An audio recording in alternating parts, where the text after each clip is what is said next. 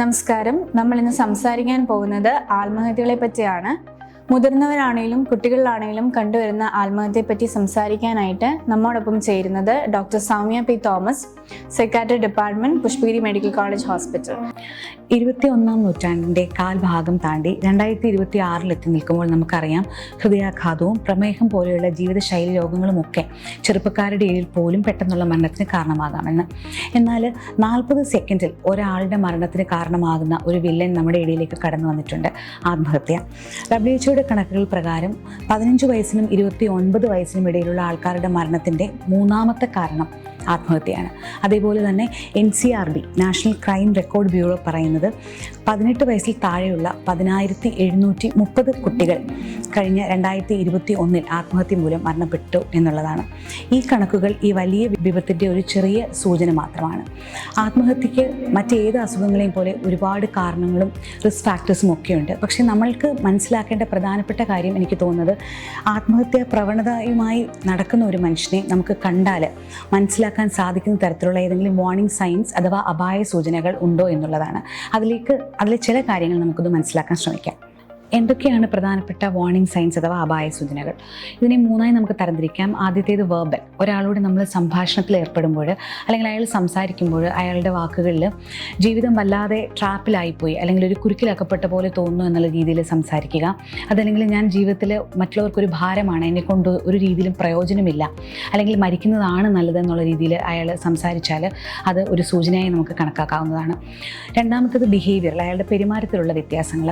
ഉദാഹരണമായി, വീട്ടിൽ എല്ലാവരോടും നന്നായി സംസാരിച്ച്, കൂട്ടുകാരോടൊക്കെ നന്നായി സംസാരിച്ച് ഇടപഴകിക്കൊണ്ടിരുന്ന ഒരാൾ പെട്ടെന്ന് ഉൾവലിഞ്ഞു പോകുന്നതായി തോന്നുക. പെട്ടെന്ന് അപകടകരമായ സാഹചര്യങ്ങളിൽ മുൻകൂട്ടി ആലോചിക്കാതെ റിസ്കി ആയിട്ടുള്ള പെരുമാറ്റങ്ങളിൽ ഏർപ്പെടുക. അതേപോലെ തന്നെ ലഹരി വസ്തുക്കളുടെ അമിതമായ ഉപയോഗം, ഇങ്ങനത്തെയുള്ള വ്യത്യാസങ്ങളും ഇവരിൽ കാണാറുണ്ട്. രണ്ടാമതായി, ഇവരുടെ പെരുമാറ്റത്തിൽ എന്തൊക്കെ മാറ്റങ്ങൾ വരാം.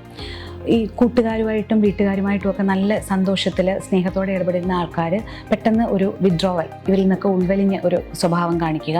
അതേപോലെ തന്നെ മുൻകൂട്ടി ആലോചിക്കാതെ റിസ്കി ആയിട്ടുള്ള ആക്ടിവിറ്റീസിൽ, അത് ഡ്രൈവിംഗ് ആകാം അല്ലെങ്കിൽ മറ്റേത് തരത്തിലുള്ള റിസ്കി ആക്ടിവിറ്റീസിലും ഏർപ്പെടുക. അമിതമായിട്ടുള്ള ലഹരി വസ്തുക്കളുടെ ഉപയോഗം കാണിക്കുക. അതേപോലെ തന്നെ ഫൈനൽ ആക്ട്സിൽ ഏർപ്പെടുക. ഉദാഹരണത്തിന്, ബില്ല് പ്രിപ്പയർ ചെയ്ത് വെക്കുക. കുട്ടികളാണെങ്കിൽ പോലും അവരുടെ കളിപ്പാട്ടങ്ങളോ അല്ലെങ്കിൽ അവർക്കുള്ള ഇഷ്ടപ്പെട്ട പ്രിയപ്പെട്ട സാധനങ്ങളൊക്കെ ഇന്ന ആൾക്കാർക്ക് കൊടുക്കണം എന്ന് വരെ കമ്മ്യൂണിക്കേറ്റ് ചെയ്യുകയോ അല്ലെങ്കിൽ എഴുതി വയ്ക്കുകയോ ചെയ്യാവുന്നതാണ്.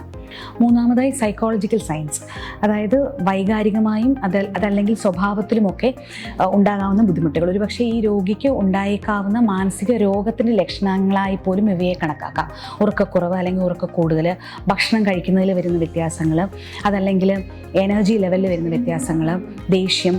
അതേപോലെ തന്നെ ചിലപ്പോൾ ശബ്ദങ്ങൾ കേൾക്കുന്നത് വഴി, ഒരു ശബ്ദത്തിൻ്റെ കമാൻഡ് മൂലം ആത്മഹത്യ ചെയ്യുന്നവർ വരെ ഉണ്ടാകാം. അങ്ങനത്തെ വ്യത്യാസങ്ങളെയാണ് ഈ ഗ്രൂപ്പിൽ നമ്മൾ ക്ലാസിഫൈ ചെയ്യുന്നത്.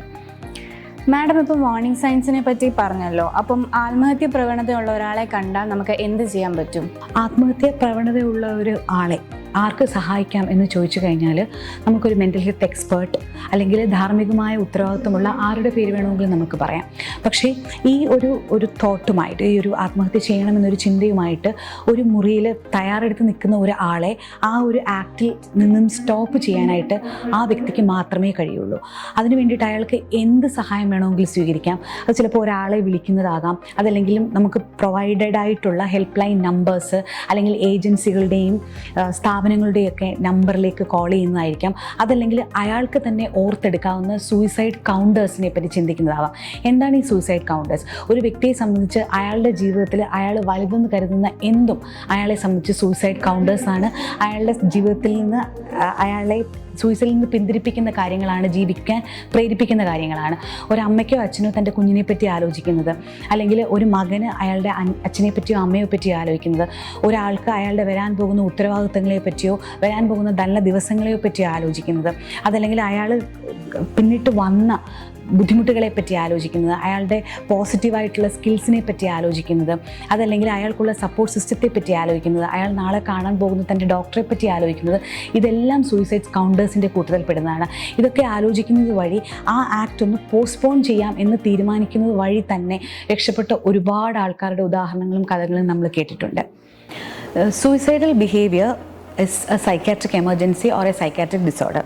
സോ നിങ്ങളുടെ ഇടയിൽ ആരെയെങ്കിലും ഇങ്ങനത്തെ ഒരു പ്രവണതയുമായിട്ട് അല്ലെങ്കിൽ ഒരു അറ്റംപ്റ്റ് ആയിട്ട് നിങ്ങൾ ഐഡൻറ്റിഫൈ ചെയ്യുകയാണെങ്കിൽ ഉടൻ തന്നെ ഒരു ക്ലിനിക്കൽ സൈക്കോളജിസ്റ്റിൻ്റെയോ ഒരു സൈക്കാട്രിസ്റ്റിൻ്റെയോ അടുത്ത് എത്തിക്കുക. അവരുടെ സഹായം അവർക്ക് കിട്ടുന്നുവെന്ന് ഉറപ്പ് വരുത്തുക. അതല്ലെങ്കിൽ ചിലപ്പോൾ ഒരു പക്ഷേ നിങ്ങൾ റിസ്ക് ചെയ്യുന്നത് ഒരു ജീവനായിരിക്കാം.